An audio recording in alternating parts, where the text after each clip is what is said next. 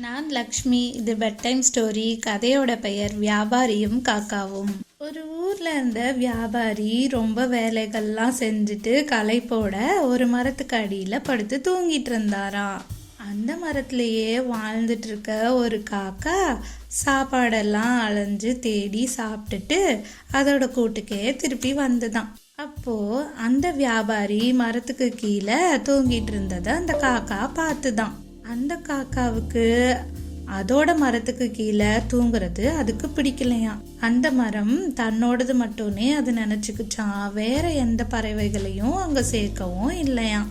இப்படி இருக்கும்போது அந்த காக்கா அந்த வியாபாரிய அங்கிருந்து விரட்டுறதுக்காக ஒரு யோசனை பண்ணி கத்த ஆரம்பிச்சுதான். அப்போ அந்த வழியா ஒரு ஆட்டுக்குட்டி வந்துச்சான்.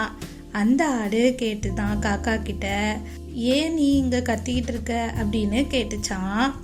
அதுக்கு அந்த காக்கா சொல்லுச்சான், இது என்னோட மரம், இங்க இந்த மனிதன் படுத்திருக்கிறது எனக்கு பிடிக்கல, எப்படியாவது இவரை இங்க இருந்து போக வைக்கணும், நீயும் எனக்கு உதவி பண்றியா, நீயும் என் கூட சேர்ந்து கத்துனீனா அவரு எந்திரிச்சு போயிடுவாரு அப்படின்னு சொல்லிச்சான். அதுக்கு அந்த ஆட்டுக்குட்டியும் சரின்னு சொல்லி ரெண்டும் சத்தம் போட்டுட்டே இருந்ததுங்களாம். அப்படின்னு ரெண்டும் மாத்தி மாத்தி கத்திட்டு இருந்ததான். ஆனாலும் அந்த வியாபாரி எந்திரிக்கவே இல்லையாம். அப்புறம் அந்த வழியில ஒரு கிளி பறந்து வந்துட்டு இருந்துச்சான். அந்த கிளி ஆட்டுக்குட்டியும் காக்காவும் கத்திட்டு இருக்கிறத பார்த்து, ஏன் ரெண்டு பேரும் சண்டை போட்டுக்கிறீங்க அப்படின்னு வந்து கேட்டுச்சான். அதுக்கு ஆடு சொல்லிச்சான், இல்லை நாங்கள் சண்டை போடலை, இந்த வியாபாரி இந்த மரத்துக்கு கீழே தூங்குறது இந்த காக்காவுக்கு பிடிக்கல, அதனால அவரை எப்படியாவது எந்திரிச்சு போக வைக்கணும்னு நாங்கள் சத்தம் போட்டுட்டு இருக்கோம் அப்படின்னு சொல்லிச்சான். நீயும் உதவி பண்றியா அப்படின்னு காக்கா கிளி கிட்ட கேட்டுச்சான்.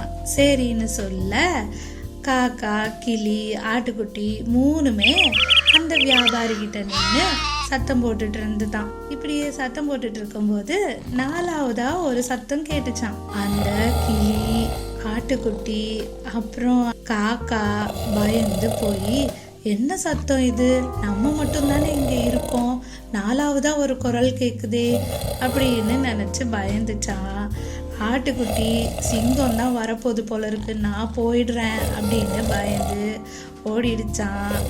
கிளியும் காக்காவும் இது ஏதோ ஒரு வித்தியாசமான சத்தமா இருக்கு, நம்மளும் பறந்து போயிடலாம், இந்த மரம் நான் எனக்குன்னு நினைச்சது ரொம்ப தப்பு தான், அதனால தான் இப்படி நடக்குதோ என்னவோ தெரியல, வா பறந்து போயிடலாம் அப்படின்னு ரொம்ப பயந்து போய் காக்காவும் கிளியும் பறந்து போயிடுச்சுங்களாம்.